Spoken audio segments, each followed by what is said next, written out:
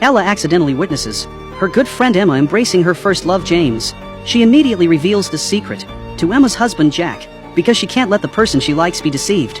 Yes, she's in love with her best friend's husband. 1 second Jack is still processing the confession. The next second, Ella tells him that Emma is having an affair. While Jack is still in shock, Ella continues, saying she suspects the child isn't even his biological daughter. Hearing these words, Jack completely breaks down. Actually, after that meeting between James and Emma, a farewell embrace was meant to be goodbye to their past. To get to the bottom of things, Ella invites Emma to work at her store, even allowing her to bring her child to work.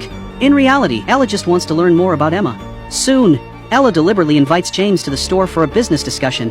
At that moment, Emma happens to come to work. Ella, holding the child, walks directly up to James, wanting him to hold the baby. At that moment, Emma suddenly rushes over and takes the child away. James also hurriedly leaves. Her intuition tells her there's something wrong with this child. James had intended to never contact Emma again, but fate always seems to play tricks on him. The business deal he's working on involves Emma's husband.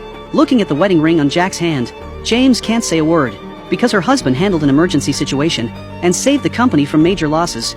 The company directly promotes Jack.